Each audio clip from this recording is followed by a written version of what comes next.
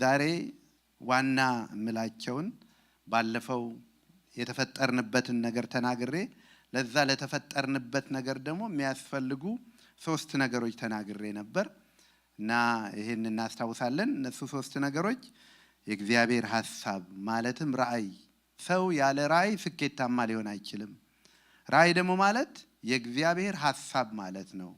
እኛን ሲፈጥረን ለኛ ያዘጋጀው የዘላለም አጀንዳ ማለት ነው ተባብለን ነበር። ሁለተኛው ደግሞ ጥበብ ነው። ያለ ጥበብ የእግዚአብሔርን ፈቃድ አገልግሎ ሰው ስኬታማ ሊሆን አይችልም። ከጥበብ ጉድለት ብዙዎች ከእግዚአብሔር ሐሳብ ጎድለዋል። በተሰጣቸው ጥበብ ደግሞ ወደ ዴስቲኒያቸው ደርሰዋል ብለን ነበር። ስለዚህ ሁለተኛው ጥበብ ተባብለን ነበር። ሶስተኛው ደግሞ ካራክተር እግዚአብሔር ላሰበልን ለዴስቲኒ መድረሻችን ለስኬታችን ዋና ነገር ነው ብለናል። ሶስቱንም በዝርዝር አልሄድንም። በአንዳንድ ቀን ነው ያየነው። ራእይ የሚለውን የእግዚአብሔር ሐሳብ የከበረው የማይሻረው የእግዚአብሔር ሐሳብ ከሚያልፍ ሰማይና ምድር ቢያልፉ የሚቀለው እግዚአብሔር ሰውን የሚመዝነው የሰው ትልቅነቱ የሚመዘነው በሀብቱ ትልቅነት አይደለም ወይም በሌላ በማንኛውም ነገር አይደለም። የሰው ትልቅነቱ በእግዚአብሔር ኪንግደም ውስጥ ባለበት የእግዚአብሔር ሐሳብ ልክ ነው። ሰው የእግዚአብሔር ሚዛን ላይ ሲወጣ በጣም እዛኛው ጌጅ ላይ የሚወጣው የእግዚአብሔር ሐሳብ ባለበት ልክ ነው። የከበረው ነገር ይሄ የእግዚአብሔር ሐሳብ ነው፣ ቪዥን ነው ብለናል። ይሄን ለመፈጸም ደግሞ ጥበብ ያስፈልገናል። ያለ ጥበብ ብዙዎች ጥሪያቸውን አበላሽተዋል። ያለ ጥበብ ብዙዎች ወድቀው ቀርተዋል። ያለ ጥበብ የተሰጣቸውን ትውልድ ማሳደግ አቅቷቸዋል። ያለ ጥበብ ቤቶቻቸውን አፍርሰዋል። ያለ ጥበብ የተሰጣቸውን ኦፖርቹኒቲ አባክነዋል። ስለዚህ ሁለተኛው ዋና ነገር ለሰው ሁሉ ጥበብ ነው ተባብለን ተነጋግረናል። ሶስተኛው ዛሬ የምንነጋገረው እሱንም አንዱን ብቻ የምናገረው ካራክተር ነው። ጌታ ኢየሱስ ክርስቶስ ወደዚህ ምድር ሲመጣ የእግዚአብሔርን ሐሳብ ይዞ ወረደ። ያንን ሐሳቡን አጋባባቸው። ከአሳ አጥማጅነት ከማይረባ ስፍራ ጠራቸውና ይሄን ታላቅ አጀንዳ ጨመረባቸው። ከዛ በኋላ ማንነታቸው ተቀየረ፣ አገልግሎታቸው ተቀየረ፣ ህይወታቸው ተቀየረ፣ ራሳቸውን የሚያዩበት መንገድ ተቀየረ፣ እግዚአብሔርን የሚያዩበት መንገድ ተቀየረ፣ ዲያብሎስን የሚያዩበት መንገድ ተቀየረ። ለሰው ስኬት እነዚህ 3 ቁልፎች አሉ። ዛሬ አልናገራቸውም። የሰው ስኬታማነቱ የሚለካው እነዚህን 3 ነገሮች በማወቅ ነው። አንደኛ እግዚአብሔርን በማወቅ ይሄ በጣም ኢምፖርታንት ነው። ሁለተኛ ሰይጣንን በማወቅ ነው። ብዙዎች ሰይጣንን ባለማወቃቸው ምክንያት በእግዚአብሔር ጥሪ ተጠርተው ግን በሰይጣን ወጥመድ ተይዘው ከሩጫቸው የጎደሉ የከሰሩ ቀብረው መክሊታቸውን እግዚአብሔር ከጥሪያቸው ከሚጠብቃቸው ስፍራ የጎደሉ ብዙዎች አሉ። ስለዚህ ማወቅ እሱን በጣም ኢምፖርታንት ነው። ሶስተኛው ስኬት ሰውን ማወቅ ነው። እነዚህ የኔን ላይፍ የቀየሩ ፕሪንሲፕሎች ናቸው። እግዚአብሔርን ስታውቅ እግዚአብሔር ላንተ ያለውን የከበረ አጀንዳ ታውቃለህ። እግዚአብሔርን ስታውቅ ጠላት ሚልህን አትሰማም። እግዚአብሔርን ስታውቅ የህይወትን ክቡርነት ታውቃለህ። እግዚአብሔርን ስታውቅ የቀኖቹን ክቡርነት ታውቃለህ። እግዚአብሔርን ስታውቅ ጎንህ ያለው ሰው ምን ያህል የከበረ እንደሆነ ታውቃለህ። እግዚአብሔርን ስታውቅ ለጥቂት ዘመን የተፈጠርክ ሳይሆን ለዘላለም አጀንዳ የተፈጠርክ እንደሆንክ ታውቃለህ። እግዚአብሔርን በማወቅ ውስጥ ሁሉ ነገር አለበት። ሰው እግዚአብሔርን ካወቀ መንገድ መሃል የሚጠመዱትን ማጥመጃዎች ወይ ማባበያዎች እያለፈ መሄድ ይችላል፣ ወይም እንዳይዘናጋ ይረዳዋል። ስለዚህ እግዚአብሔርን ማወቅ የሰው ሁሉ ትልቁ ነገር ነው። የተጠራነውም ለዚህ ነው። ባለፈው ስለ ቪዥን ስንነጋገር ሐዋርያት ምዕራፍ 17 ላይ እንደተነጋገር ነው እግዚአብሔር የሰውን ልጅ ሁሉ ከአንድ ወገን ፈጠረ፣ ከአዳም። ለዚህ ነው ሰው በዘሩ ሊመካ የማይችለው። ዘራችን አንድ ነው። ደግሞ እንዳንመካም ዘራችን ሟች ነው። እንዳንመካም ዘራችን ኃጢአተኛ ነው። እንዳንመካም ከእግዚአብሔር ክብር የጎደለ ነው። ከአንድ ወገን ፈጠረና ለሚኖሩበትም ዘመንን ወሰነላቸው፣ ዳርቻን መደበላቸው ይልና ምናልባት እየመረመሩ እግዚአብሔርን ያገኙት እንደሆነ ነው ይሄን ሁሉ እግዚአብሔር ያደረገው። እግዚአብሔርን መርምሮ ማግኘት ደግሞ ከእያንዳንዳችን የራቀ አይደለም። ስለዚህ እግዚአብሔር የፈጠረን እግዚአብሔርን ለማወቅ ነው። እግዚአብሔርን በማወቅ ውስጥ ነው ሁሉ ነገር ያለውና ፓኬጁ ያለው እሱ ውስጥ ነውና። ሁለተኛው ግን የሰይጣንን ማንነት ማወቅ፣ ሸንጋይነቱን፣ አታላይነቱን በራሳችን ውስጥ የሱን ሐሳብ ጨምሮ የራሳችን እናረገውና አንዳንዴ በጣም እንትን እንላለን። ሰይጣንን የሚያውቅ ሰው ግን ሰይጣን ካዘጋጀለት ወጥመድ ሁሉ ያመልጣል። ለዚህ ነው እነ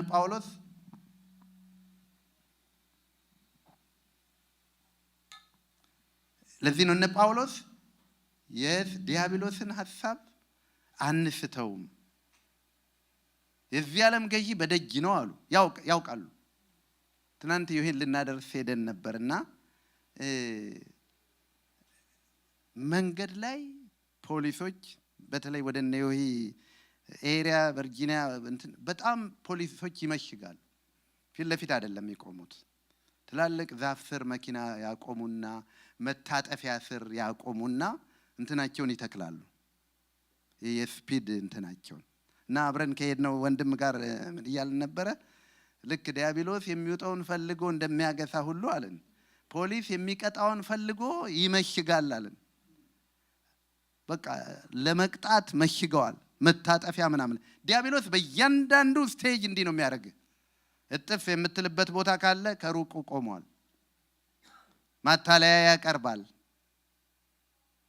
እና ይሄን ደግሞ እንዳናውቀው የራሳችን ሐሳብ ያደርገዋል። አንዲት እህት አንዴ ራሷን ልታጠፋ ሞከረችና እንደምንም ሆስፒታል ሊወስዱት ሲታገሉ ጥርሷን መክፈት እምቢ አለች ማለት ምንድነው የመሰላት? ሰውን ራሷን የጠቀመች ነው የመሰላት። ራሷን በማሳለፏ የጠቀመች ነው። ያ ሐሳብ ግን የማን ነው? የዲያብሎስ ሐሳብ ነው። ሊሰርቅ ሊያርድና ሊያጠፋ የመጣ ማለት ነው። ስለዚህ የሰይጣንን ሐሳብ ስናውቅ በዘመናችን ሁሉ የምንጠይቀው ጥያቄ የሆነ ነገር ወደኛ ሲመጣ የማን ሐሳብ ነው ነው የምንለው። የማን ሐሳብ ነው? ዛሬ ቸርች እንቅር ቢባል የማን ሐሳብ ነው? ማን አለ? ማን ነገረህ? ስለዚህ ዲያብሎስን የሚያውቁ ሰዎች ከሽንገላው፣ ከማታለሉ፣ ከወጥመዱ ተጠብቀው ዴስቲኒ ደርሰዋል። ለዚህ ነው እነ ጳውሎስ የዚህ ዓለም ገዢ በደጅ ነው አለ። ቅድም እንዳልኳችሁ በደጅ ነው። ሊቀጣ፣ ሊያጠፋ፣ ሊያርድ ካሜራ ገትሮ ወጥመድ አስቀምጦ አለ፣ በደጅ ነው። ግን የሰይጣንን ሐሳብ የተረዱ ሰዎች ደግሞ አንስተውም ይላሉ። ሶስተኛ ሰው ራሱን ማወቅ ነው። ሰው በእግዚአብሔር ዘንድ እንዴት የከበረ ፍጥረት መሆኑን ማወቅ። ያንተ ዋጋ የመልክህ ዋጋ አይደለም፣ የትምህርትህ ዋጋ አይደለም፣ የሀብትህ ዋጋ አይደለም፣ የዘርህ ዋጋ አይደለም፣ አሜሪካ የመኖርህ ዋጋ አይደለም። ያንተ ዋጋ የናዝሬቱ ኢየሱስ ክርስቶስ ዋጋ ነው። በመልኩና በምሳሌው ፈጠረኝ። ያኔ ቀና ማለት እንጀምራለን። ለምን? በእግዚአብሔር ዘንድ ዋጋዬ የከበረ ነው። እንዳይኑ ብሌን ያየኛል፣ በእጁ መዳፍ ቀርጾኛል። ውሎዬ ከሱ የተሰወረ አይደለም። ዛሬ ባይከናወን ቅድም እንደሰበከው ኦሪዮን ዛሬ ባይሳካ ግን ዋጋዬ በእግዚአብሔር ዘንድ የከበረ ነው። ዋጋዬን አውቀዋለሁ የሚል ሰው፣ ዋጋውን የሚያውቅ ሰው፣ ጠላት ሊሸውደው የማይችለው ይሄንን ነው። ጌታ ዋጋውን ስላወቀ ነው። በተራበ ጊዜ መጣና እንዲህ ብታረግ እንዲያረጋለሁ አለው። በተቸገረ ጊዜ መጥቶ እንዲህ የሚል ሰው መቆም የሚችለው በእግዚአብሔር ፊት ዋጋውን ሲያውቅ ነው። እኔ የእግዚአብሔር ልጅ ነኝ። እኔ ለእግዚአብሔር ክብር ተፈጥሬያለሁ። እኔ በእግዚአብሔር እቅድ ከዘላለም እቅድ በታቀደው መሰረት መጥቻለሁ። ዛሬ አልፍባቸው ጥቃቅን መንገዶች ወይም የጤና ጉዳይ ወይም የኢኮኖሚ ነገር እኔን አይወስኑኝም ማለት ይችላል። ሰው ሶስቱን ካወቀ ስኬት ውስጥ ይገባል። እግዚአብሔርን ማወቅ ቪዥንን ማወቅ ነው። ሰይጣንን ማወቅ ቪዥናችንን ፕሮቴክት እንድናደርግ ያደርገናል። ራስን ማወቅ ራሳችንን እንድናተጋው ያደርገናል። ለነዚህ ነገሮች ደግሞ ቪዥን፣ ጥበብና ካራክተር ያስፈልገናል ነው ያልነው። ዛሬ አንዱን ካራክተር ብቻ እናገራለሁ። እግዚአብሔር ለሰው ፍጻሜያችን እንድንደርስ ዴስቲኒያችን እንድንደርስ አንዱ ሊያይብን የሚወደው ነገር የሆነውን አመስጋኝነትን ዛሬ እናገራለሁ። አንዴ የጌታ ሰው ወደ ጌታ ሄዱ። እዚሁ አሜሪካ ነው፣ ኢትዮጵያዊ ናቸው እና ሽኝታቸው በጣም እዚህ ከተማና አካባቢ አልነበረም። ሽኝታቸው በጣም የሚገርም ነበር እና ከሁሉም የሚያስገርመው ሽኝታቸው ላይ እየመጡ ስለ ህይወታቸው የተናገሩ ሰዎች ናቸው። በጣም ብዙ ነገር ተነገረ ስለሳቸው እና ባለቤትየው የበለጠ አለቀሱ ከሐዘኑ የበለጠ እና እንደዚህ አሉ፣ ምን አለ በዚህ ምድር እያለ በሰማው ኖሮ አሉ። ምን አለ በህይወት እያለ ያላልኩት ሆነ ብዬ ነው። ብዙ ጊዜ ሰዎች እንዲህ ሲሉ ሰማለሁ፣ በህይወት እያለ ይላሉ። እኛ እዛም ሄደን በህይወት ነው የምንቀጥለው። ስለለመደብን ነው በህይወት የምንለው እንጂ በምድር እያለ ማለት ነው። እና ምን አለ በሰማው ኖሯል። ምክንያቱም እኛ አገልጋይ የጠገቡት ነገር ነቀፋ ነው፣ ትችት ነው። ለምንድን ነው እግዚአብሔር ቤት አሁን አንዱ የሌለ ባህሪ ምንድን ነው ቢባል አመስጋኝነት ነው። እግዚአብሔር ደግሞ ዴስቲኒ እንደርስ ዘንድ በሰላም እንኖር ዘንድ በጤና እንኖር ዘንድ አመስጋኝነት የክርስቲያኖች ዋና ካራክተር ነው። ዘኍልቍ ምዕራፍ 14 ላይ እንድታወጡ ጠይቃችኋለሁ። ዘኍልቍ ምዕራፍ 34 ይቅርታ 14 13 እና 14 ላይ የሚያስገርም ታሪክ ተጽፏል። ለሁላችን መመሪያ የሆነ የሚያስገርም ታሪክ ከ13 ጀምሮ ሙሉ 14ን ብታነቡ አንድ ታሪክ ነው። የእግዚአብሔር ቪዥን ታሪክ ነው። የጥበብ ጉድለት ታሪክ ነው። የጥበብም ሙላት ታሪክ ነው። የዲያብሎስንም ሐሳብ የማወቅ ታሪክ ነው። እስካሁን የሰጠዋችሁን መግቢያ በሙሉ የሚገልጥ ታሪክ ነው። ይሄ እግዚአብሔር ይመጣና ወደ ህዝቡ አጀንዳ ይዞ ይመጣል። ልክ ወደ እኔና ወደ እናንተ እንደሚመጣው ያ አጀንዳ ነው ቪዥን የምንለው። እግዚአብሔር ይዞ ይመጣል። እግዚአብሔር አጀንዳ ይዞ ደግሞ ሲመጣ ሌላ አጀንዳ ይዞ የሚመጣ ደግሞ አለ። ሰይጣን አጀንዳ ይዞ ይመጣል። ለእያንዳንዱ ነገራችን እግዚአብሔር አጀንዳ ካለው ሰይጣን አጀንዳ አለው። ለ24ቱ ሰዓታችን እግዚአብሔር አጀንዳ አለው አይደል? ሰይጣን አጀንዳ አለው። ለትዳራችን እግዚአብሔር አጀንዳ አለው አይደል? ሰይጣን አጀንዳ አለው። ለፋይናንሳችን እግዚአብሔር አጀንዳ አለው አይደል? ሰይጣን አጀንዳ አለው። ለልጆቻችን እግዚአብሔር አጀንዳ አለው አይደል? ሰይጣን አጀንዳ አለው።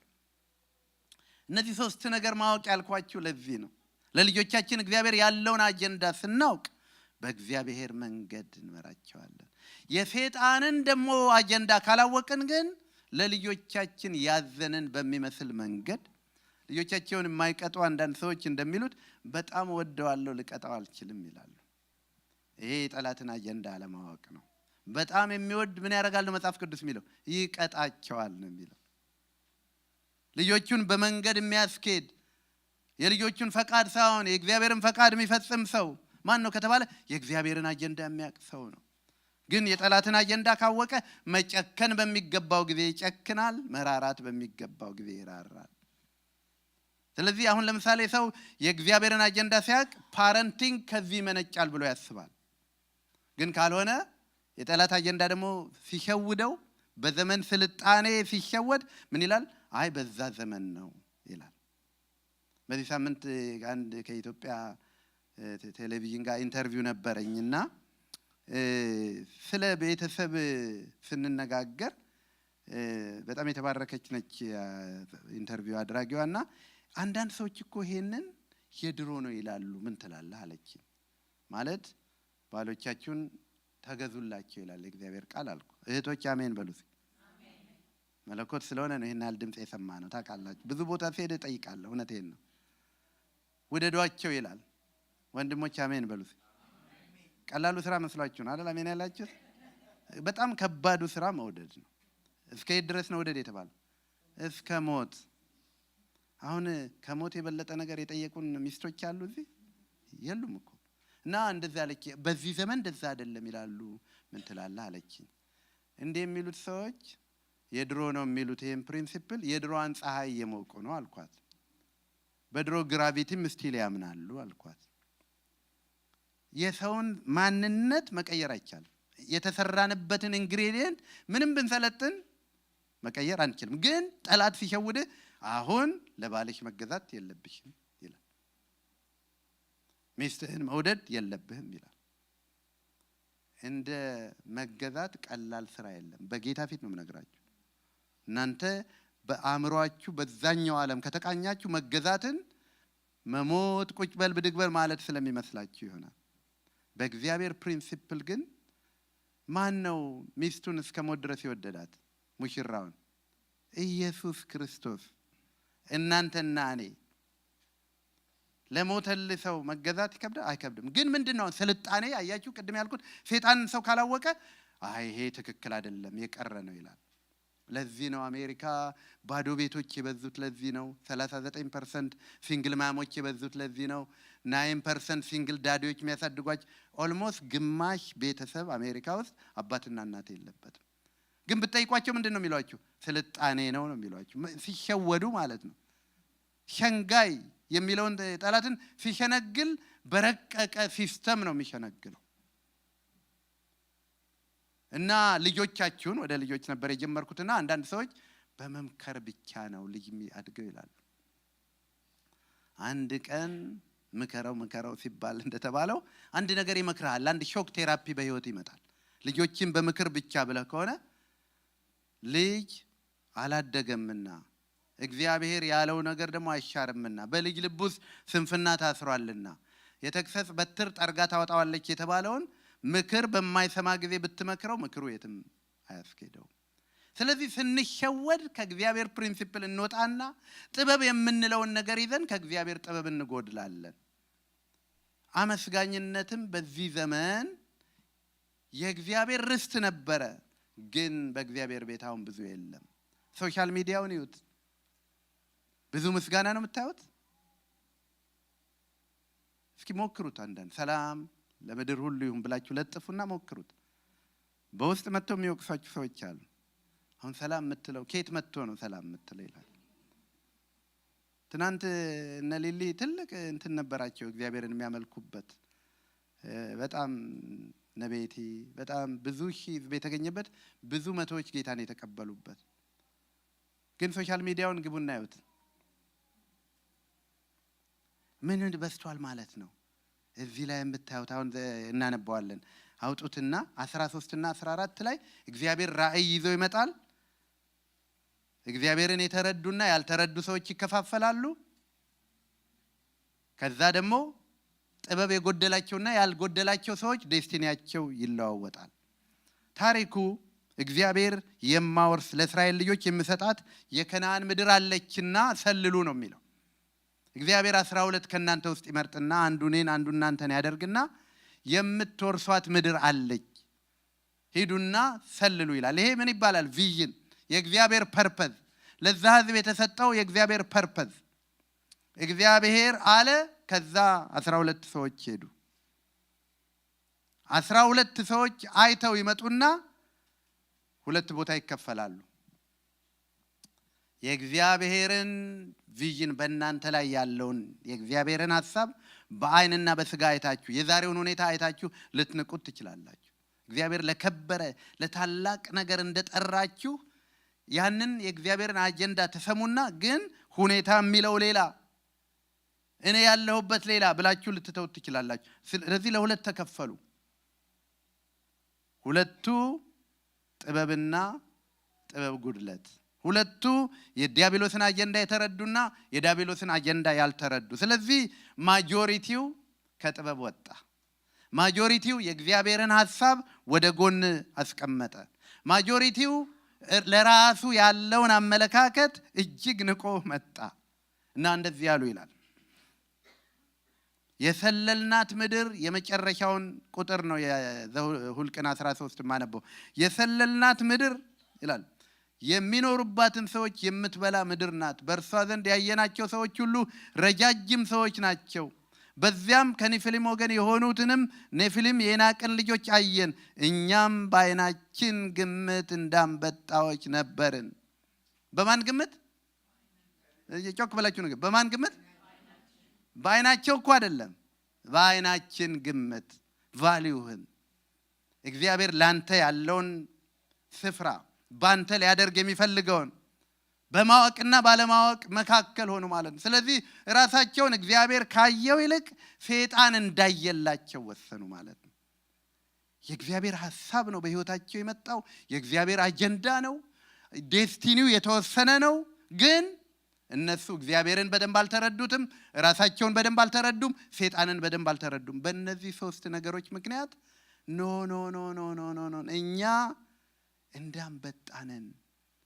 በጣም የሚገርም እኮ ነው ወገኖቼ። እግዚአብሔር ለክብር የጠራው ሰው እኔ እንዳንበጣ ነኝ። እውነተኝነታቸውን ብናደንቅም ግን በጣም የሚገርም ነው።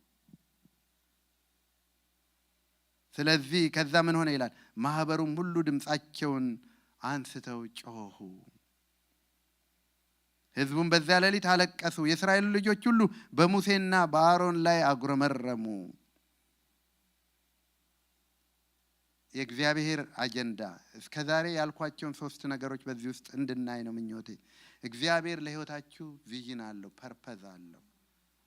እነዚህ አባቶች ታሪኩ እንዲህ ስላልተጻፈ እንደኔና እንደናንተ አያውቁም ነበር።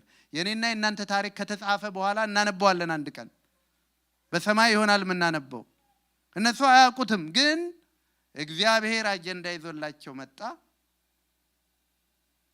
የዲያብሎስን አጀንዳ አላወቁትም። ዲያብሎስ ሊያስፈራራቸው፣ ሊሸነግላቸው፣ ራሳቸውን ከእግዚአብሔር ስታንዳርድ ዝቅ አድርገው ያዩ ዘንድ ሞልቶባቸዋል። እግዚአብሔር ሐሳብ ሰጥቶት ሰው የሚሸነፈው አንድ ኮንዲሽን ብቻ ነው ያለው። ያሰብኩ ነበር ሰሞኑን እግዚአብሔር ያለው ይሆናል፣ ሐሳቡን ማን ይሽረዋል? ሐሳቡን ማን ይሽረዋል? ይህንን ጥያቄ በጣም እያብላላሁ ነበር። እግዚአብሔር ያለው ሁሌ ይሆናል? አይሆንም። አድዋን ኮንዲሽን ማንም ቢሊል የሚችለው እኛ ራሳችን። እግዚአብሔር የጠራቸው ሁሉ ዴስቲኒ ያልደረሱ። እግዚአብሔር እነዚህን ህዝብ ጠርቶ ከነዓን ሊያስገባቸው ነበር። እግዚአብሔር ያለው እንዳይሆን ግን መሃል ላይ ምን ተገኘ? በሰይጣን አጀንዳ ትራፕ ተደረጉ። በጥበብ ጉድለት ምክንያት ከእግዚአብሔር አጀንዳ ወጡ። ስለ ራሳቸው ያዩት ስዕል እግዚአብሔር ካየላቸው የጎደለ ሆነ። እግዚአብሔር ብዙ ማድረግ ይወዳል። አሁን ያለንበት ዓለም የእግዚአብሔር ፕላን አይደለም። እግዚአብሔር ሁለት አይነት ፈቃድ አለው። እግዚአብሔር አብሶሉት ዊል የሚባል አለው፣ ማንም ሰው ሊቀይረው የማይችለው። ማንም የክርስቶስን መምጫ ማንም ሊያስቀረው አይችልም። ማፍጠን ግን እንችላለን። ወንጌልን በመስበክ የሚድኑትን በመታደግ ማናስቀራቸው አብሶሉት ዊል የተባሉ አሉ። የእግዚአብሔር ግን ፐርሚሲቭ ዊል የሚባል አለ። እኔና እናንተ እሺ ስንል፣ እሺ ብትሉኝ፣ ብትታዘዙ የምድርን በረከት አበላችኋለሁ የተባለ እግዚአብሔር በብዙ ቦታ ጠብቆን የምናጎድለው በእኛ ምክንያት ነው።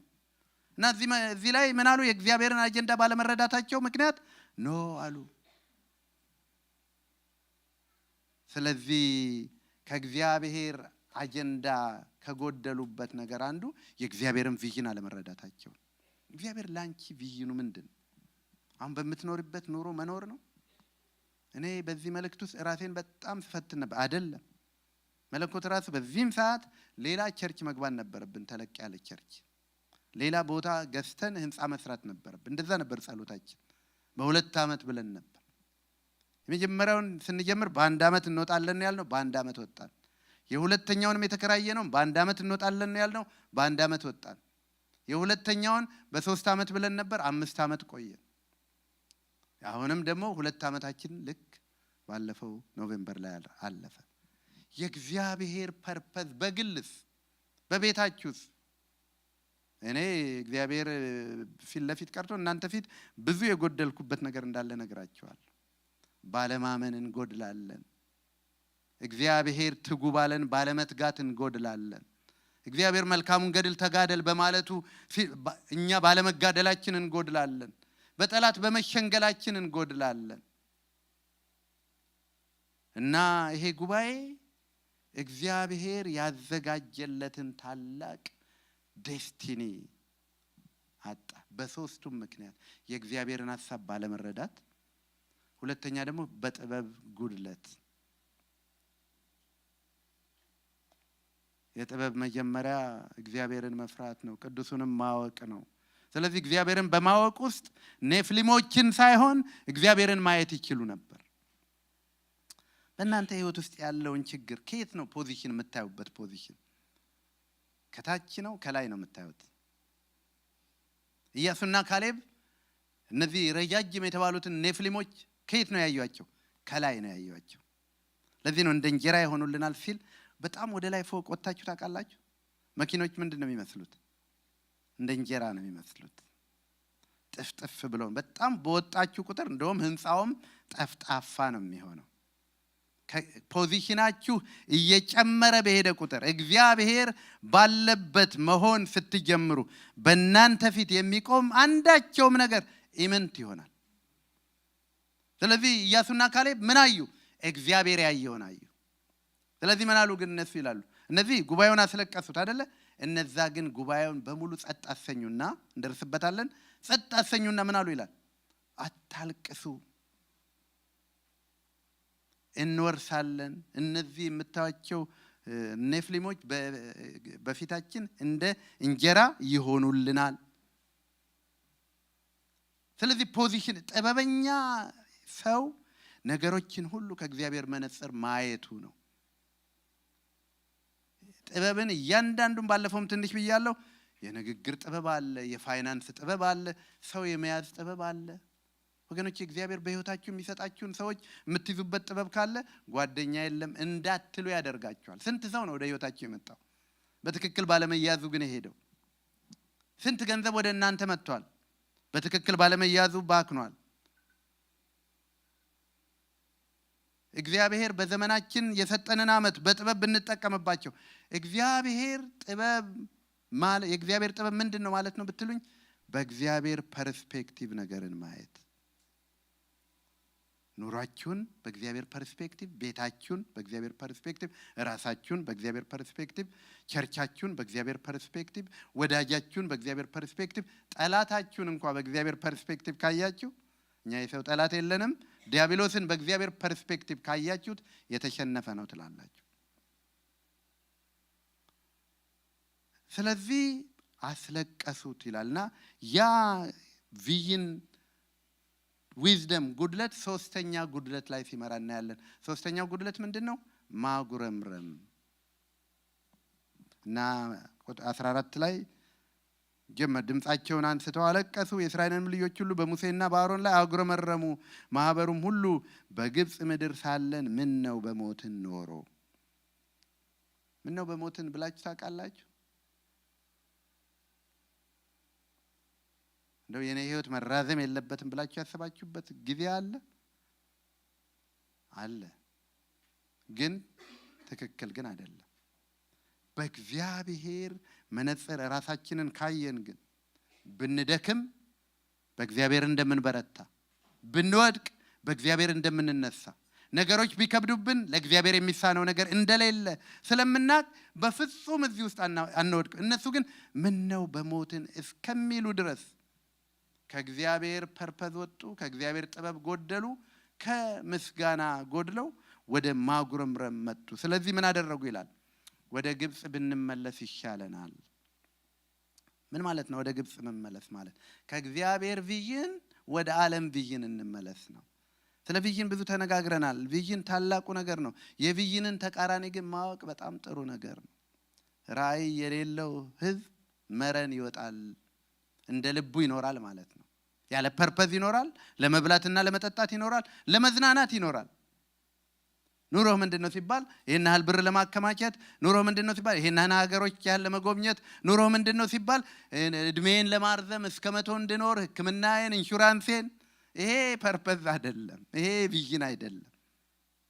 ስለዚህ እነዚያውን ምን አሉ? በቃ እንመለስ ከእግዚአብሔር ፐርፐዝና ቪዥን ወደ ኋላ አሉ ይላል። እርስ በርሳቸውም ኑ አለቃ ሾመን ወደ ግብፅ እንመለስ ተባባሉ። ሙሴና አሮንም በእስራኤል ልጆች ጉባኤ ፊት በግንባራቸው ወደቁ።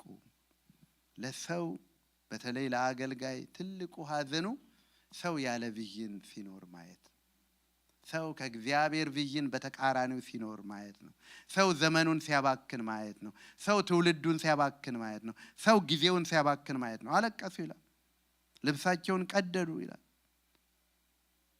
ካሌብም ኢያሱም ልብሳቸውን ቀደዱ። ለእስራኤልም ልጆች ማህበር ሁሉ አሁን 7 ላይ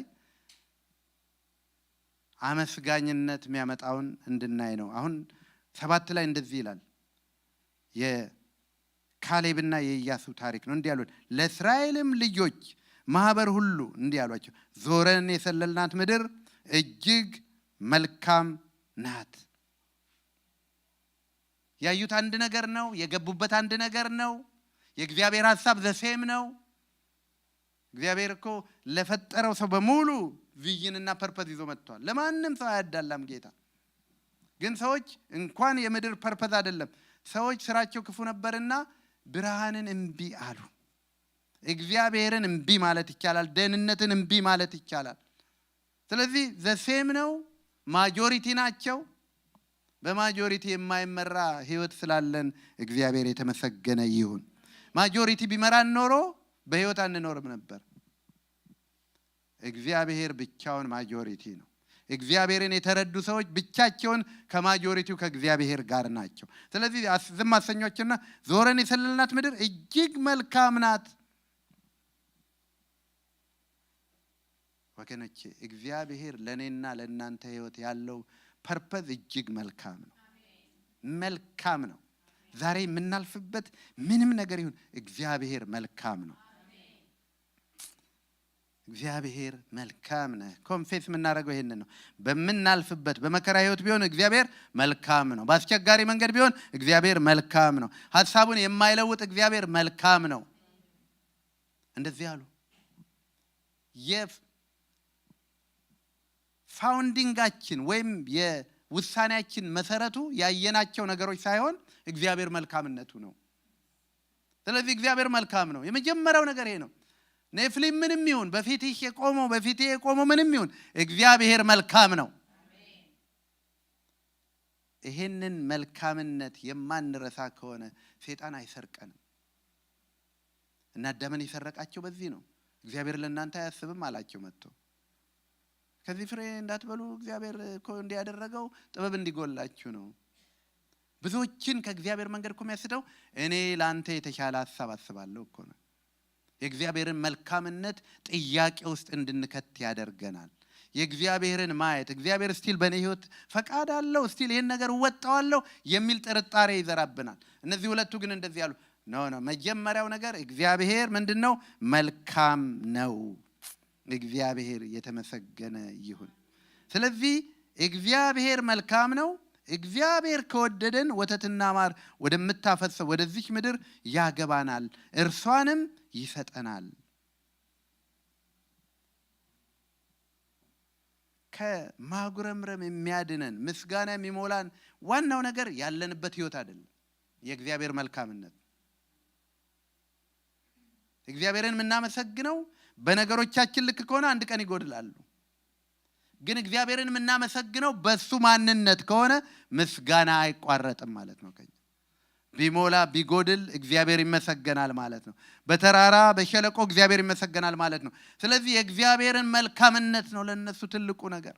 ካራክተራቸው ፋውንዴሽኑ ምንድነው ካላችሁ በሚቀያየር ኑሮና በሚቀያየሩ ሰዎች አይደለም፣ በማይቀየረው በእግዚአብሔር ላይ ነው።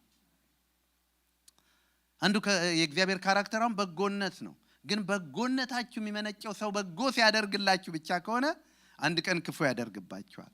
ያኔ ምን ትሆናላችሁና እናንተም ክፉ ትሆናላችሁ ማለት ነው።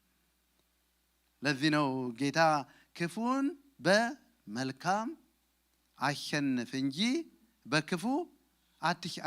ክፉ አርገ ክፉ ስታረግ በዓለም እንዴት ነው? ጽድቅ ነው። አሁን ትራምፕ ስትሰሙት አሁን 10% ታሪፍ ካረጋችሁን 10% አይደለ? ጆሮ ለጆሮ ጥርስ ለጥርስ ትክክል አይመስልም እንዴ? በእግዚአብሔር ስታንዳርድ ግን ክፉ ላደረጉብ ክፉ በማድረግ አትሸነፍ። ለምን? እግዚአብሔር መልካም ነው። ካራክተራችን የሚመነጨው ከእግዚአብሔር መልካምነት ከሆነ ሁኔታዎችና ሰዎች አይቀያየሩትም ማለት ነው። ስለዚህ የካራክተራችን ፋውንዴሽን የሰዎች ማንነት አይደለም፣ የእግዚአብሔር መልካምነት ነው። ወንድምህን የምትወደው በሱ ማንነት ልክ ከሆነ አንድ ቀን ቆልቆል መግባቱ ምንም ጥርጥር የለውም። ግን የእግዚአብሔር መልካምነት ከሆነ ስለ እግዚአብሔር የምታደርገው ነገር ነው። መልካምነቱ ያንን ይሸፍናል። ፍቅር አንዱ ካራክተር ነው አይደለም? ፍቅር ሰዎችን የምትወዱት ስለ ማንነታቸው ከሆነ እርግጠኛ ነኝ እንኳን ከሌላ ሰው ጋር ከልጆቻችሁም ጋር ከሚስት ብላችሁ የት እንደምገባ ስለማላቅ እግዚአብሔር ባይኖር የእግዚአብሔር መልካምነት ባይኖር የሰው ፍቅር ማለቁ አይቀርም። ስለዚህ የእግዚአብሔር መልካምነት ነው መነሻቸው። ስለዚህ እግዚአብሔር መልካም ነው። ከወደደን ወተትና ማር ወደምታፈሰው ወደዚህ ምድር ያገባናል፣ እርሷንም ይሰጠናል ይሉና ይሄንን ይላሉ። አሁን ስሙኝ። አመስጋኝነት ከጎደለ ማጉረምረም ማለት በእግዚአብሔር ቃል እንደዚህ ነው ይላል። ነገር ግን በእግዚአብሔር ላይ አታምፁ። ሰው ሲያጉረመርም ከምስጋና ሲጎድል ምን እያደረገ ነው? በእግዚአብሔር ላይ ያመፀ ነው። አታምፁ፣ አመስግኑ። ለምን? እግዚአብሔር መልካም ነው። እርሱ ከወደደን ደግሞ ይህን የጎደለ ነገር መሙላት ይችላል። በፊታችን የቆመውን ነገር ደግሞ መጣል ይችላል። አታምፁ፣ እንደ እንጀራ ይሆኑልናልና የምድሩን ሰዎች አትፍሩ፣ ጥላቸው ከላያቸው ተገፏል። በፊታቸው የቆመው ምንድን ነው? በእያንዳንዳችን ፊት የቆመ ነገር መኖሩ አይቀርም አለ። በእያንዳንዳችን ፊት ግን በፊታቸው የቆመውን በእግዚአብሔር መነጽር ይዩት። ስለ ዳዊትና ስለ ጎልያድ ባለፈው ተነጋግረን ነበር። ጎልያድ በፊታቸው ቆሟል። ዳዊት ጎልያድን የሚያይበት መንገድ ከላይ ወደ ታች ስለሆነ አንተ ባለፈው ስንል ነበር አይደል? አንተ ያልተገረዝክ አለው። ቃል ኪዳን የለህም አለው። እኔ ከእግዚአብሔር ቃል ኪዳን አለኝ። ከእግዚአብሔር ጋር ስለሆንኩ ከኔ ጋር የሚዋጉ ሁሉ ይደቃሉ ካለ ከእግዚአብሔር ጋር ከሆንኩ ይደቃል። እንደዚህም አሁን እንደዚህ ነው የሚለው፣ እግዚአብሔር ከኛ ጋር ነው። ስለዚህ እግዚአብሔር ከኛ ጋር ከሆነ ደግሞ በፊታችን ያሉትን በሙሉ አትፍሯቸው ብለው ተናገሯቸው። ማህበሩ ሁሉ ግን በድንጋይ ይወግሯቸው ዘንድ ተማከሩ። የእግዚአብሔርም ክብር ለእስራኤል ልጆች ሁሉ በመገናኛው ድንኳን ተገለጠ። ስሙኝ፣ እግዚአብሔር እንዲህ አላቸው። ቁጥር 11 ላይ ይህ ሕዝብ እስከ መቼ? መጽሐፍ ቅዱስ የያዛችሁ በሉልኝ። ይህ ሕዝብ እስከ መቼ ይንቀኛል? ማጉረምረም የማንን ኃይል አሳንሶ ማየት ነው? የእግዚአብሔርን ኃይል። ማጉረምረም የእግዚአብሔርን መልካምነት፣ ማጉረምረም የእግዚአብሔርን ሁሉን ቻይነት አሳንሶ ማየት ስለሆነ እግዚአብሔር እስከ መቼ ያጉረመርሙብኛል አይደለም ያለው፣ እስከ መቼ ይንቁኛል። የእግዚአብሔር ሐሳብ በህይወትህ እንደሚፈጸም ለማመን እግዚአብሔርን ማክበር ማመን በቂ ነው።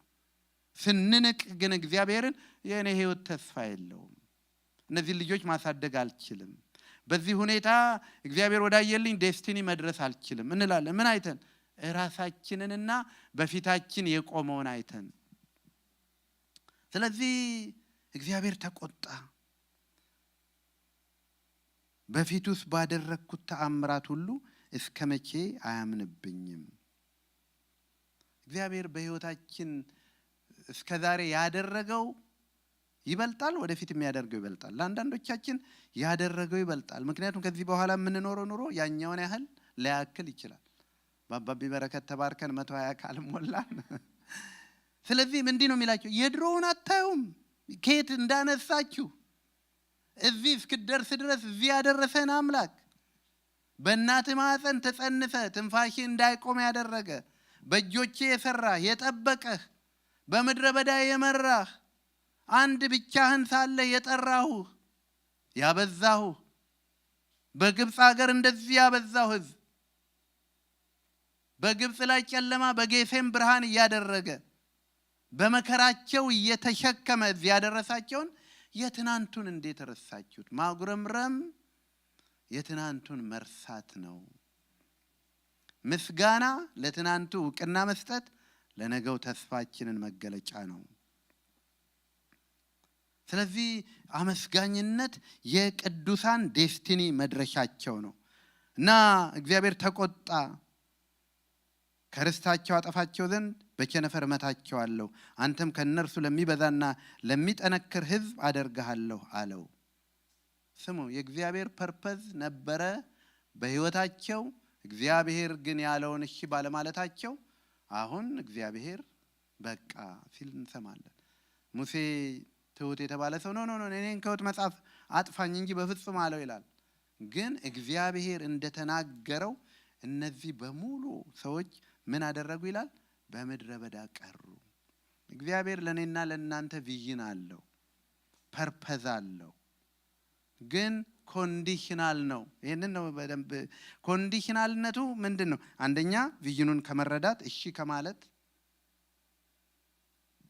ወጣቶቻችንን አገኛቸዋለሁ ሰሞኑን እና አንዱ ሞጋች ነገር ለወጣቶቻችን ለምሳሌ ሚስት ቢመርጥላችሁ ወይ ባል ቢመርጥላችሁ ትቀበላላችሁ ወይ የሚል ነው። በጣም እንድትሰሙኝ ፈልጋለሁ። እሺ ታንክ ዩ። አንዱ ችግሩ አሁን ይሄኛው ጄነሬሽን ጥሩ ፓርታቸው ከሱ በነገራችሁ እውነተኞች ናቸው። አይ ይላሉ፣ በፊት ለፊት ይነግራሉ። አይ ነው እሱ እግዚአብሔር እኔም ማልወዳት ብትሆንስ አሉኝ። እግዚአብሔር ይባርክ። እንዴት እኮ ንጹህ ትውልድ መሰላችሁ። እኛ ብንሆን ያለውን እቀበላለሁ ብለን ልክ ሲያመጣ ጌታዊ እለፍ እንለዋለን። እነሱ እውነተኞች ስለሆኑ ማለት። ግን ምንድነው ችግራቸው ካላችሁ እግዚአብሔር ቢሳሳትስ? አያችሁ፣ እግዚአብሔርን የሚያውቁት ልክ እነሱ ምንድነው ራንደምሊ በጣ አውጥቶ የሚሰጣቸው። እግዚአብሔር ግን ከሰጠህ የዘላለም አምላክ ሁሉን የሚያውቅ ከምን እንደተፈጠርክ ኢንግሪዲየንትን በሙሉ የሚያውቅ ባህሪህን የሚያውቅ ዴስቲኒህን የሚያውቅ የተጠራህበትን የሚያውቅ በዘላለም እቅዱ ነው የሚሰጥህ። ስለዚህ አሁን ለአዲሱ ትውልድ ወይም አንዳንዴ ለኛም ቪዥን መቀበል የሚከብደን ለዚህ ነው። አንተ የእግዚአብሔር ሐሳብ አለብህ ሲባል በእኔ እንላለን። የመጀመሪያው ነገር ግን ሰው እግዚአብሔርን ሲያምን የእግዚአብሔርን ሐሳብ ይቀበላል። በእኔና በእናንተ ላይ እግዚአብሔር አጀንዳ አለው። ባለፈው ተነጋግረናል። አስቀድሞ ያዘጋጀውን መልካሙን ስራ ሁሉ ለመስራት በክርስቶስ ኢየሱስ ተፈጠርን ይላል። በአዳም ብቻ አይደለም የፈጠረን። በአዳም ተፈጥሮ ከእግዚአብሔር ቪዥን ወጣ አዳምና የአዳም ዘር ትውልድ በሙሉ። ክርስቶስ ግን እንደገና መጣና ወደ አጀንዳው ላይ ያስገባን ዳግም በክርስቶስ ፈጠረን። የፈጠረን ግን ሊያዝናናን እየዘመር ልንኖር አይደለም፣ አስቀድሞ ላዘጋጀው ፐርፐዙ ነው ይላል። ያንን መቀበል የመጀመሪያው ነገር። ፐርፐዝ አለብኝ፣ የእግዚአብሔር ሐሳብ አለብኝ። የእግዚአብሔር ሐሳብ አለብኝ የሚለው ነገር ራሱ ዲያብሎስን እጅግ የሚያስፈራው ነገር ነው። ምክንያቱም እንዲሁ እንድትኖሩ ነው የሚፈልገው። እየበላን እየጠጣን በብሬኪንግ ኒውስ እየተደነቅን በሚታዘነው እያዘንን በሚገረመው እየተገረመን። እግዚአብሔር ግን ሐሳቡ እንዲህ አይደለም። ኒውስ ኮንሱም የምናደርግ ሳይሆን ኒውስ የምንሰራ ሰዎች ላይ ያደረገን ነው የሚፈልገው። ታላቅ ትውልድ አሳደገ የሚባል ኒውስ መውጣት ይችላል። ስለጠፋን ትውልድ ደግሞ ሪፖርት ማድረግ እንችላለን። ስለዚህ የመጀመሪያው ነገር ሐሳቡን እግዚአብሔርን አልተቀበሉም። የማንቀበልበት ብዙ ጊዜ እንዳለ ማለት ነው። ሜሬጅ እንውሰድ። አንዳንዴ ሜሬጅ በጣም ሲበላሽ ይሄ ለእግዚአብሔርም ተስፋ የለውም እኮ ይላሉ ሰዎች፣ አይሰራም ይላሉ። እግዚአብሔር ግን ምንድን ነው የሚለው? እግዚአብሔር ለሞተ ሕይወትን የሚሰጥ የሌለን እንዳለ አድርጎ የሚጠራ ይለዋል። አይ የሌለ አሁን ሳምባ ባይኖረኝ እግዚአብሔር ሳምባ ሊጠራ ይችላል ብሎ ማመን ነው። እግዚአብሔር እንዲህ ነው በነገራችን ላይ ያደረገው። በዘመን ሁሉ እንደዛ ነው ያደረገው። ይጠራል። አብርሃም ይሄንን ነው ያመነው። ለሱ ያለውን ፐርፐዝ ወደ እሱ መጥቶ ሲነግረው እሺ አለ። ከዘመዶች ከወዳጆች ተለይተው ጣሉ። እግዚአብሔርን ሐሳብ ሰማ፣ ወጣ። የሚያስከፍለውን ፓርት በሙሉ ለመክፈል ወስኖ ጓደኞቹን ተወ፣ ዘመዱን ተወ። አሁን ደግሞ ሌላ የሚያስከፍል ነገር ይዞ መጣ። ይስሐቅን የሚያስከፍል ነገር መጣ። አመነና አስተኛው። የቃል ኪዳን እኮ እንደሆነ ያውቃል። ግን ምንድነው ያመነው? ሮሜ 14 እኮ ለዚህ ነው አብርሃም ባመነበቱ በእግዚአብሔር በእምነት በረታ እንጂ ባለመጉረምረም ምክንያት አልተጠራጠረም እኮ የተባለው ለዚህ ነው። በሱ ምክንያት ነው ይሄ ቃል የተጻፈልን። ተስፋ የሰጠው የታመነ አድርጎ ስለቆጠረ አብርሃም በእምነት በረታ። ስለዚህ ምን አደረገ? ልጁን አጋደመና ቢታረድ እንኳን ቢሞት እንኳን የሌለን እንዳለ መጥራት የሚችል እግዚአብሔር አለ ብሎ አሰበ። አንገቱን ብቆርጥ እግዚአብሔር አንገቱን መትከል ይችላል ብሎ አመነ። ለዚህ እኮ ነው የእምነት አባት አደረገው ይላል። እንደኛ አልተሰበከ፣ እንደኛ ብዙ ነገር አለ፣ ግን የእግዚአብሔርን ሁሉን ቻይነት ያምናል። የእግዚአብሔርን ሁሉን ቻይነት ብናምን ሐሳቡን መቀበል እንጀምራለን። የእግዚአብሔርን ደግሞ ሁሉን ቻይነት ሐሳቡን ከተቀበልን ደግሞ በእግዚአብሔር ጥበብ መኖር እንጀምራለን። በእኔ ያለውን ፈቃዱን የሚያከናውንበትን ጥበብ እንዲሰጠኝ እጠይቀዋለሁ ማለት ትችላላችሁ። ቢዝነስ ያላችሁ ሰዎች አላችሁ፣ እዚህ ስራ ያላችሁ ሰዎች አላችሁ። በእግዚአብሔር ጥበብ ብትሰሩት ከዚህ የበለጠ ነገር እግዚአብሔር ማድረግ ይችላል። ሰማችሁኝ? ብዙ ጊዜ እንደማበረታችሁ አንድ ለመለኮት ወንድም አንዱን ቢሮአችንን ልናከራይ ነው፣ አሁን እየተዘጋጀን ነው። አንዳንድ ደግሞ የመለኮት ሰዎች ቢዝነስ እየጀመሩ ያሉ ሰዎች እዚህ አሉ። እግዚአብሔርን በምታውቀው ልክ ኑሮህን ብታየው ያሁኑ ኑሮ ላይ አትሆንም። ትረስት ሚ የብልጥግና ወንጌል ስብከት እንዳይመስላችሁ። አሁን በጣም ስለምንፈራ እኮ ብልጥግና ምናምን እንዳይባልብን ኢቭን እግዚአብሔር ማዕድህን እንኳን ቢያበዛ ነው እኔ ጾም ብሎኛል ልትሉ ትችላላችሁ። ይሄ ገዳማዊነት እየመጣ ስለሆነ በመሃል ከተማ ማለት ነው። እግዚአብሔር እንደሚያየን ካየን እግዚአብሔር ወዳየልን ወደ ተስፋይቱ ህይወት መግባት እንችላለን። እንደሚያየልን ካወን፣ ሁለተኛ እሱ ባለልን ጥበብ ከኖርን፣ ሶስተኛው ግን የዛሬ ፎከሴ በምስጋና ከኖርን። አሁን ጥናቶች የሚያረጋግጡት በደስተኛ ትዳር ያሉ ሰዎች ከሌላ ሰው ከ10 እስከ 15 ዓመት የበለጠ በህይወት ይኖራሉ። ሰማችሁኝ? ግን ተኩስ ባለበት ጥናቶች አይገልጹም እንጂ ምናልባት በ10 ዓመት ያነሰ ሊሆን ይችላል። እግዚአብሔር ሰላም እንዲሆንልህ መጥቷል። የሁከት ደግሞ ጌታ አለ። በሁከት የምንኖር ከሆነስ ይሄ ሁከት የመጣው ከምን ምክንያት ነው? አንደኛ ሰይጣንን ልኩን ባለማወቃችን ምክንያት የእሱን አጀንዳ ስለተቀበልን ማለት ነው። ሚስቶቻችን ሲጠሉን የምንጠላቸው ከሆነ የማንን አጀንዳ ነው የተቀበልን? ምንም በቃ ያቀበለ አጀንዳውን አደራ ብሎ ያለ ክፍያ ሰይጣን። ሚስት ስታኮርፈው የሚያኮርፍ ከሆነ ባል የማንን አጀንዳ ነው የተቀበለው? ደንብ አድርጎ ነው የተቀበለው። እግዚአብሔርን የሚያቅሰውስ ከሆነ እግዚአብሔርን የሚያቅሰው እንደማን ነው? ሚስቱን ክርስቶስ ምን አደረገ ብሎ ይጠይቃል። ባልሽን እንድትንቂ የሚያደርግ መንፈስ ሲመጣ የማን አጀንዳ ነው? የዲያብሎስ አጀንዳ እኮ ነው። ምንም ጥርጥር የሌለው ማለት።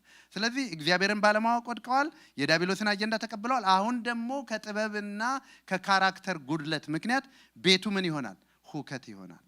ትውልዱ በምን ያድጋል? በሁከት ያድጋል። በትውልዱ ውስጥ የእግዚአብሔር አጀንዳ በሙላት ሊፈጸም ይችላል? ሬርሊ በጣም። ለምን? ከጥበብ ጎድለዋልና፣ ከእግዚአብሔር ፐርፐዝ ጎድለዋልና፣ ከእግዚአብሔርም ካራክተር ከተጠራንበት ካራክተር ጎድለዋልና። ስለዚህ አመስጋኝነት መጽሐፍ ቅዱስ እንደሚለው አንደኛ ቅድም እንዳልኳችሁ መዝሙር 50 ላይ እንደሚለው ምስጋናን የሚሰዋ ያከብረኝ፣ ማዳኔን የማሳይበት መንገድ በዚያ አለ። በሌላ ቦታ ምን ይላል? ሳቅ የልብ ደስታ ነው ይላል። አመስጋኝነት ውስጥ ትርፍ ህይወት አለበት፣ ጆይ አለበት፣ እድሜ አለበት፣ ጤና አለበት። አብዛኛዎቹ ማዲያቶች ከአመስጋኝነት የመጡ አይደሉም። እግዚአብሔር ከጠራልን ስታንዳርድ በታች የምንኖረው ሰይጣን በሚያስጨንቀን እየተጨነቀን፣ እግዚአብሔር ባልመደበልን ጦርነት እየተዋጋን ነው። ስለዚህ እግዚአብሔር አጀንዳ አለው። በዊዝደም የሚኖሩ ሰዎች ውጊያቸውን ይመርጣሉ። በዊዝደም የሚኖሩ ሰዎች ማለፍ ያለባቸውን የሚያልፉበትን የሰማይ ጸጋ ይቀበላሉ። በጸሎት በሚያስፈልገው ጸሎት ብቻ፣ ንግግር በሚያስፈልገው ንግግር ብቻ፣ ዞር ማለት በሚያስፈልገው ዞር በማለት ብቻ። ባለፈው ዳዊትንም አንስቻለሁ።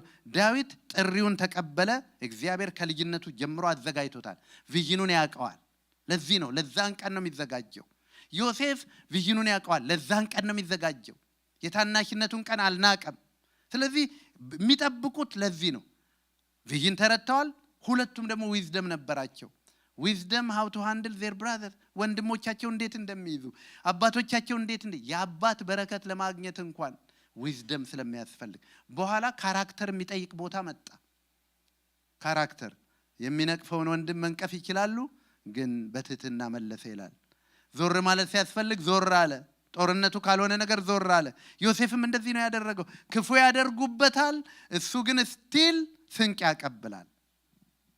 ወገኖቼ እግዚአብሔር ለጠራን ለታላቅ ፍጻሜያችን የምንበቃው ቪዥናችንን አውቀን ቪዥን እንዳለበት ሰው ስንኖር፣ ቪዥኑን ለመፈጸም በሚያስፈልገን ጥበብ ልክ ስንመላለስ እና እግዚአብሔር ባዘጋጀው ካራክተር ስንመላለስ። ስለዚህ ማዳኔን ማሳይበት መንገድ በዛ አለ ይላል። ማጉረምረምስ ቅድም ያነበብኩላችሁ ክፍል ላይ የእግዚአብሔር ቁጣ ነደደ ይላል።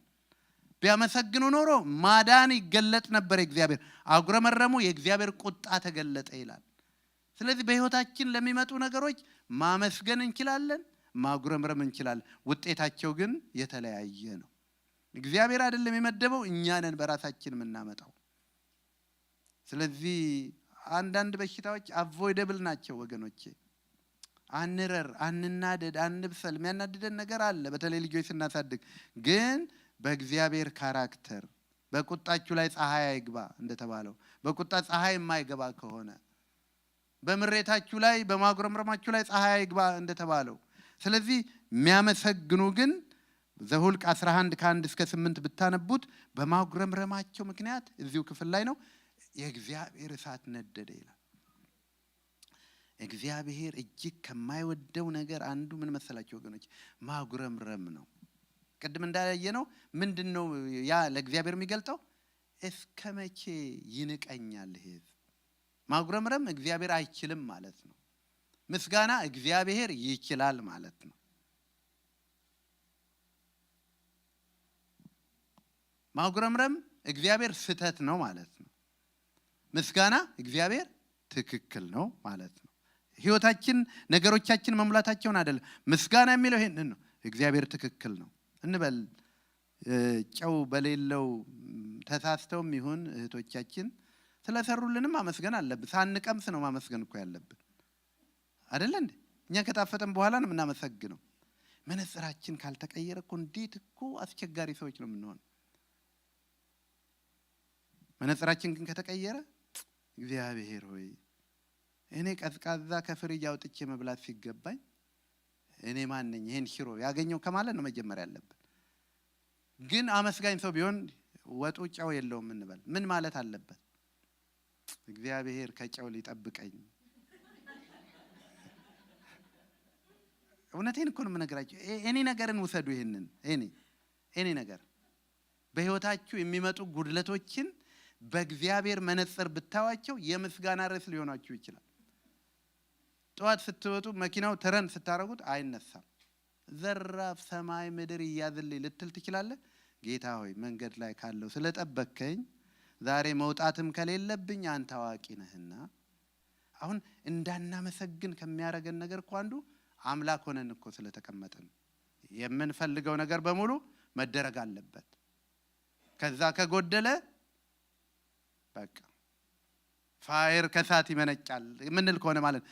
በአመስጋኝነት ግን ከተገለጥን በእነዚህ ላይ ሉቃስ ማነው ዘሁልቅ 11 ከ1 እስከ 8 ህዝቡም ክፉ ሆነው በእግዚአብሔር ላይ አጉረመረሙ፣ እግዚአብሔርም ሰምቶ ተቆጣ፣ የእግዚአብሔርም እሳት በመካከላቸው ነደደች፣ የሰፈሩንም ዳር በላች። ህዝቡም ወደ ሙሴ ጮሁ፣ ሙሴም ወደ እግዚአብሔር ጸለየ፣ እሳቲቱም ጠፋች። ምንድነው ይሄንን ቁጣ ያመጣው? እግዚአብሔር ላይ ያጉረመርማሉ። እኛ የምንለው በዚህ ዘመን ብዙ ጊዜ እኔ እግዚአብሔር ላይ አላጉረመርምም ሚስቴ ላይ ነው የምንለው። ልክ ነው አይደል?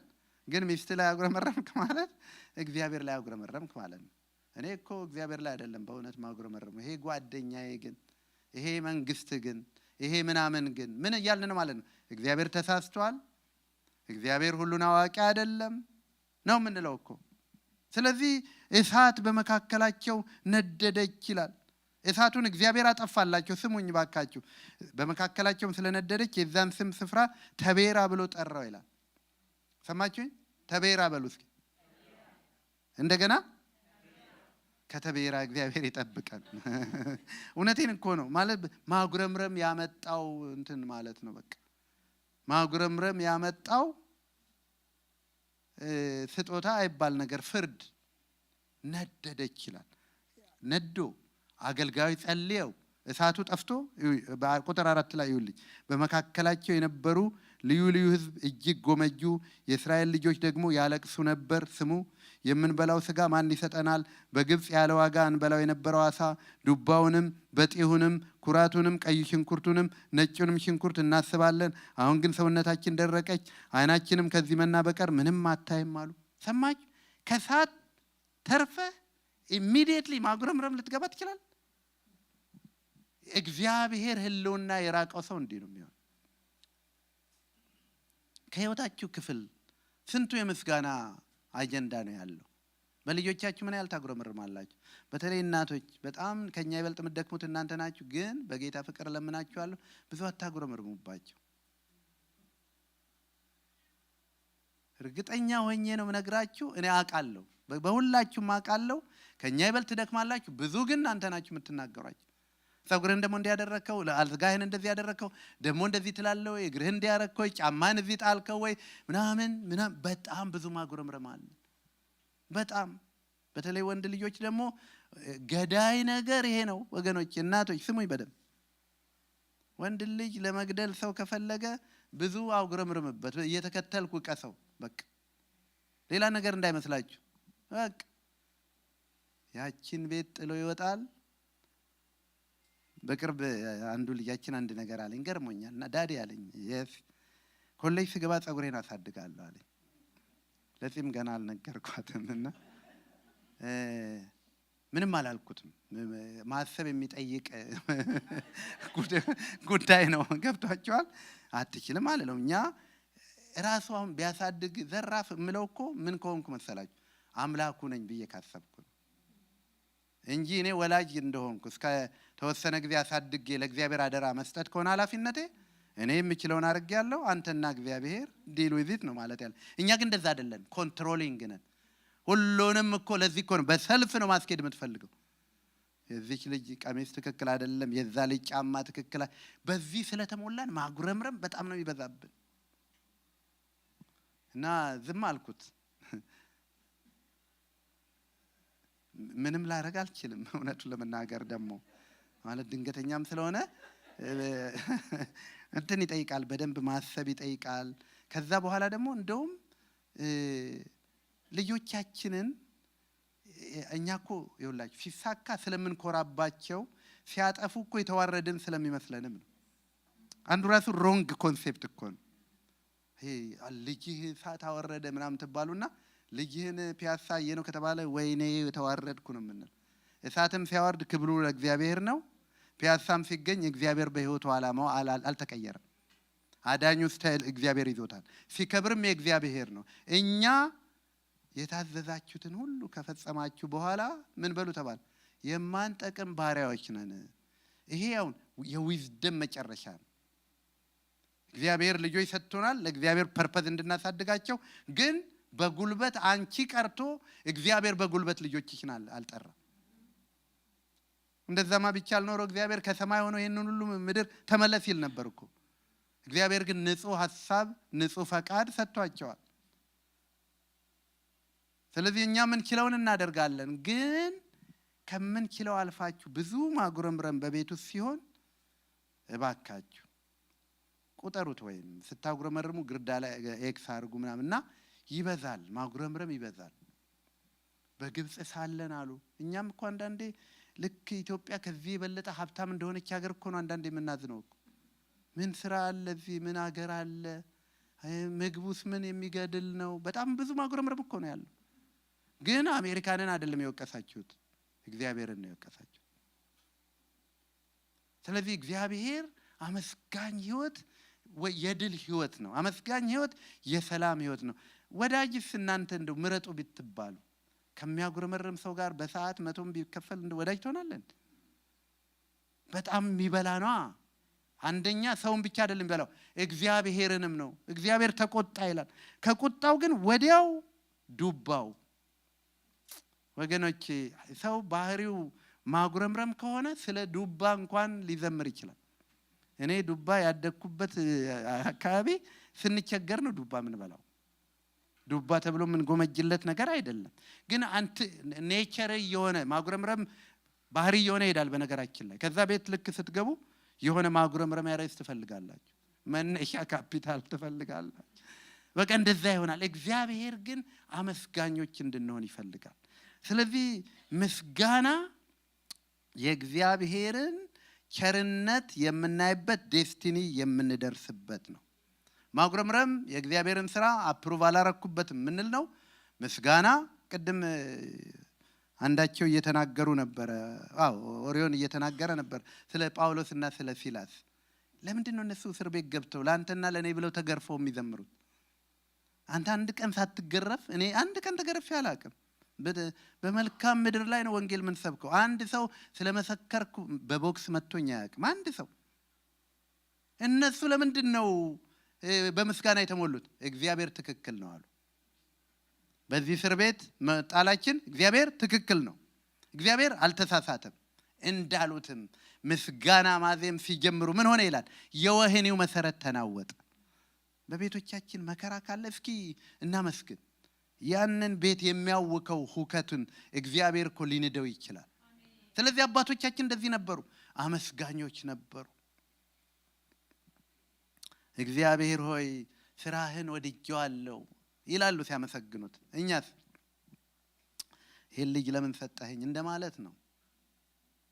ከዚህ ልጅ ጋር እግዚአብሔር ሆይ ምናምን ስንል የጸሎት መልስ የሆኑ ልጆች ተሰጥተውን ወዲያው የማጉረምረም ምክንያታችን ግን ከሆነ አስቡት። ባልስ ሚስትስ ቢሆን በስን ጸሎት አይደል እንዴ? ደግሞ ማን አስገደደን? እግዚአብሔር በግድ እኮ አላስገደደንም። ግን ስቲል እንድናመሰግንባቸው ይፈልጋሉ። ጌታ ሆይ ስለ ሚስቴ አመሰግንሃለሁ። ለምን? እሷን አይደለም መነሻ የምስጋና እግዚአብሔር መልካም ነው፣ በመልካምነቱ የጎደለውን ስለሚሞላ አመሰግንሃለሁ። ማጉረምረምስ ምንድን ነው? አይ በቃ ተስፋ የሌለው ስለሆነ አጉረመርማለሁ፣ ተስፋ የሌለው ስለሆነ አንተ ላይ ፈርዳለሁ። ስለዚህ አመስጋኝነት ግን የእግዚአብሔርን ጽድቅ፣ የእግዚአብሔርን ታላቅነት፣ የእግዚአብሔርን አክብሮት የምንገልጥበት ማንነታችን ነው። ስለዚህ አመስጋኞች ብንሆን እግዚአብሔር ነገሮቻችንን ይቀይራል። የተጠሩ ሰዎች በምስጋና ብዙ በሮች ያስከፍተዋል። የተጠሩ ሰዎች በማጉረምረም ከመንገዳቸው ወጥተዋል። እነዚህ በምድረ በዳ ወደቁ ይላል። እናንተ የናቃችኋቸው ልጆችን አስገባችኋለሁ አላቸው ይላል።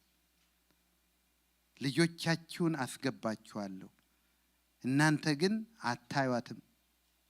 በእነሱ ምክንያት እንኳን እነሱ ሙሴ እንኳን ያ የእግዚአብሔር ቸር የተባለው ሰው ከነዓን እንዳይገባ ሆነ። እግዚአብሔር ከማጉረምረም ይጠብቀን። በምስጋና እግዚአብሔር ይሙላን። የምናመሰግንበትን ጥቂት አመስጋኝነት የሚመጣበትን ጥቂት ነገር ተናግሬ ይጨርሳለሁ። ሐዋርያት ሥራ ምዕራፍ 17ን አውጡልኝ። ባለፈውም እሱን ነው በቪዥን ሲጀምር የጀመርኩት። እሱን እናወጣለን። ከ26 ጀምሮ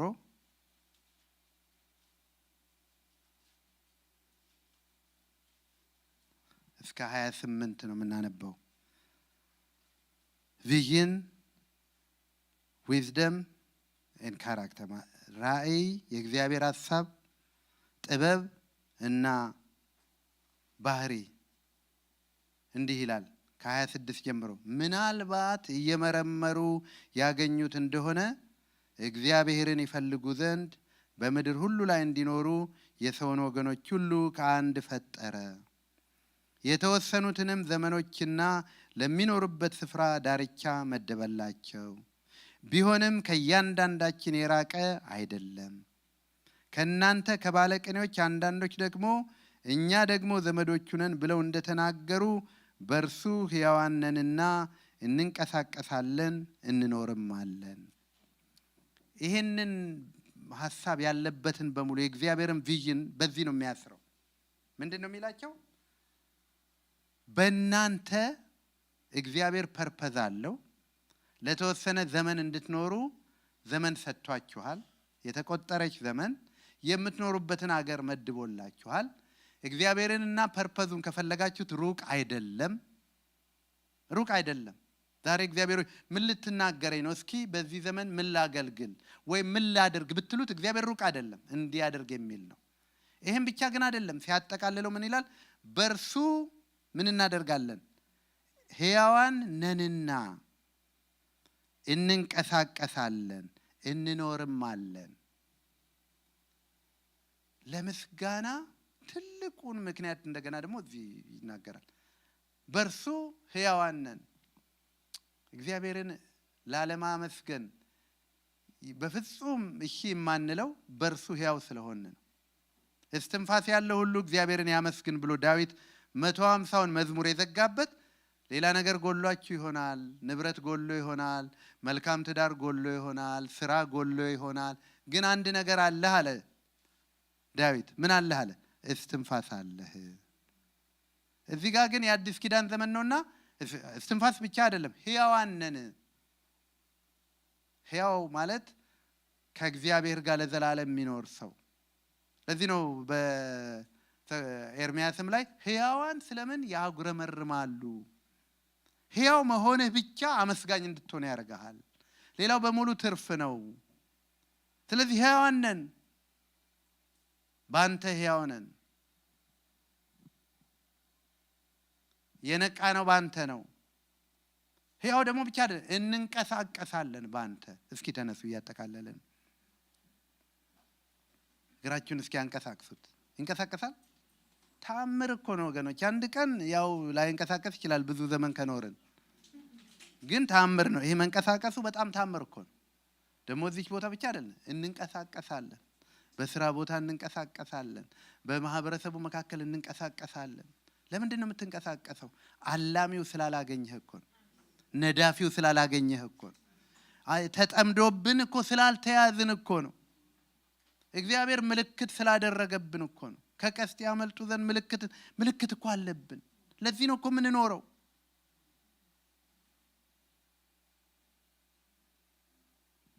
መቼስ የለሁም ካልን ብቻ ነው እንድናጎረመርም የሚፈቀድልን። እኔ ምን አለው ህይወቴ ከነዋሪ ይልዌላ ከሞተው በላይ እንደዚህ ካላለን ማለት ነው። እና በቅርብ አንድ ሰው እንደዚህ ብሎኝ፣ አይ እኔ ኑሮ ምንድነው ህይወት ምንድነው አለ።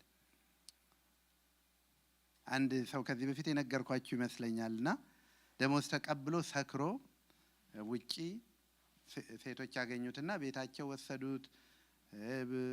ብሩን በሙሉ ከኪሱ በርብረው የሚበላውን አብልተው በኋላ ምን እናርግበት ሲሉ ተጠበቡበት። ያ በወንዶች ላይ መጠበብ በጣም ዘመኑ እንደዛ ነው ታውቃላችሁና እንላጨው ብለው ጸጉሩን ላጩት። ምንም ፐርፐዝ እኮ የላቸውም፣ ግን ላጩት። በቃ ላጩትና ከቤታቸው አውጥተው ሄደ። በቃ ሰው ሰክሯል፣ አላወቀም። የሆነ ድልድይ ውስጥ አደረ።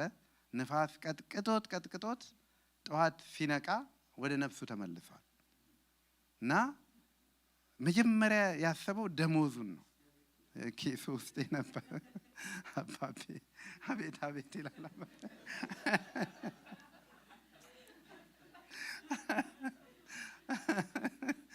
እና መጀመሪያ ኪስ ውስጥ ነው የገባው። በቃ ምክንያቱም የወር ነገሩን አስቡትና ባለቤት አለ፣ ልጆች አለውና በቃ የለም። ደነገጠ በጣም። በቃ ጸጉሬን ይጨዋለሁ ብሎ እና እዚህ ላይ ይዞ ሊጮህ ሲል መላጣ ሰው ነው የያዘው። ከዛ ተመስገን ለካ እኔ አይደለሁም ማለት ምክንያቱም በቃ እሱ ጸጉር እንዳለው ነው የሚያውቀውና ኧረ ተመስገን እኔ አይደለሁም ማለት። የለሁም ካላልን በስተቀር ለማመስገን ብዙ ምክንያቶች አሉን አመስጋኝ ለመሆን። ሰዎች ሲሄዱ በጣም እንዳታለቅሱ ትፈልጋላችሁ? በምስጋና ኑሩ። ብዙ ሙሾኛ ሀገር የበዛው በዚህ ይሆን? በህይወት እያለን አናመሰግንም፣ በኋላ ግን ለቅሷችን እጅግ አስደናቂ ይሆናል። ሰው ሁሉ ተከራይተን ከኢትዮጵያ ሌላ አስለቃሽ ያለበት ሀገር አለ የምታውቁታል? እውነቴን እኮ ነው ማለት በጣም ነው። ጉግል ላይ አትጠይቁ ምን ይባላል አስለቃሽ ግን አላውቅም ማለት ሰው ከሄደ በኋላ ያለ የሌለ ነገር የሚደረግበት ሀገር ኢትዮጵያ ነው። አንድ ቀን ያልጠየቅከውን ሞተ ሲባል ቲኬት ባስቸኳይ ቆርጠ ቀብሩ ላይ ለምን ውለታ ሰራህለት። በህይወቱ ግን አንድ ቀን ደውለህ እንኳን ታንኪው አላልከው። እኔ እንጃ እኔ ያሰብኩ ነበር ሰሞኑን የሀገራችንንም ጉዳይ ነገስታት መቼ ነው የሚመሰገኑት? ሲሄዱ ከፍተኛ ሀዘን ነው የሚደረገው። ምስጋና ግን ዛሬ ነው። ቢያንስ ከቅርብ ሰዎች እግዚአብሔር ከዚህ ይጠብቃችሁ። ጎናችሁ ያለውን ሰው ስላንተ እግዚአብሔርን አመሰግናለሁ፣ አንተንም አመሰግናለሁ። ሚስቶቻችሁን፣ ባሎቻችሁን፣ ልጆቻችሁን። ለዚህ ነው አደራ እናቶች ቅድም ያልኩትን ከምሬ ነው ብዙ ቦታ ስለማይ እናንተ በኢትዮጵያ ኮንቴክስት ነው ስለሚጋባም ምናልባት እናቶቻችንም እንዲያደርገው አሳድገው ሊሆን ይችላል። ግን ማጉረምረም እንቀንስና መጸለይን ጨምር፣ ማበረታታትም እንጨምር። በህይወት እያለን እግዚአብሔር ከኛ የሚፈልገው ነገር አንዱ ምንድነው? አመስጋኝነት ነው። አመስጋኝነት ደግሞ ወደ ላይ ችግር ያለብን አይመስለኝም። በጣም ብዙ ዝማሬ አለ ኢትዮጵያ ውስጥ፣ የመዝሙር ኮንሰርቶች አሉ። ከመዝሙር ኮንሰርቱ ልክ ወተን በፓርኪንግ እንጣላለን። ምን ማለት ነው? አመስጋኝነታችን በጊታርና በኪቦርድ መመራት አለበት ማለት ነው። ግን በእግዚአብሔር መረዳት ሲመራ ግን ጎን ስላለው ሰው እግዚአብሔርን ታመሰግናለህ። አንድ የእግዚአብሔርን ቃል አነብላችሁና በጸሎት እንጨርሳለን። ሐዋርያው ጳውሎስ ለሮሜ ቤተክርስቲያን የምታስገርም ቤተክርስቲያን ነች። 16 ምዕራፎች መልእክት ልኳል። የመጨረሻው ምዕራፍ ግን በጣም ያስገርመኛል ሁሌ። ምዕራፍ 16 በምንድነው የተሞላው ብትሉ በምስጋና የቸርች ሰዎች እየዘረዘረ በክራንካውስ ባለች ቤተክርስቲያን አገልጋይ የምትሆንን እህታችንን ፌበንን አደራ ብያችኋለሁ። ቃቁዬን አደራ ብያችኋለሁ እኮ ባለፈው የኛ ላይፍ ኤንድ ግሬስ ሼሪንግ ነበርንና አንድ ባለቤቱ ኢትዮጵያ ነች። አደራ አንዳንዴ ምግብ ስሩለት አልኳቸው የኛን ህብረት። እንደዛ ማለት ነው። ሌላ ማለት አደራ ብያችኋለሁ፣ ፍቅርን አደራ ብያችኋለሁ። በቃ እንዲህ ማለት እኮ ነው። ወደ ሰማይ በጣም ወተን ክርስትና ወደ ጎን ግን ከሌለ ደንበኛ ሃይማኖት ነው። እግዚአብሔርን እጅግ ወደን ጎናችን ያለውን ሰው ካልወደድን ግብዝነት ነው፣ ፈሪሳዊነት ነው። እግዚአብሔርን በጣም አመስግነን ከሰው አገልግሎት ላይ ግን ነቀፋን ለማውጣት ምንደክም ከሆነ እጅግ የከፋ ፈሪሳዊነት ነው። እባካችሁ ባለፈው እንዳልኩት ጥበብ ሲኖር በጥበብ አየሩን ሬጉሌት እናር፣ ካለዛ ግን ማጉረምረም ይቅር፣ ለእግዚአብሔር እንቶ የጌታ በዚህ ሳምንት አሁን አንድ ነገር አየሁ። ስንት ዓመት ያገለገለን ሰው አንድ እህት በቃ ከመሬት ተነስታ ፖስተሯ ላይ ለጥፈው ምን አይነት ዘመን የደረስ ነው? እግዚአብሔር እኮ የኛ የጻድቅ አፍ የህይወት ምንጭ ነው ነበርኩ የተባለ ነው። ሰውን የሚባርክ፣ ሰውን የሚያጽናና፣ ሰውን የሚያበረታ።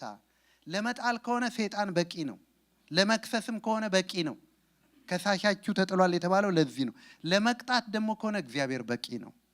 አይጠይቅም እናንተን። ኤሊ 40 ዓመት ነበረ። በደከመበትም ግን ይሰራል። ሳሙኤልን እንዲያሳድግ ወሰነለት። መሄድ ሲገባው ሄደ። ናባል የሚባል ሰነፍ ሰው ነበር።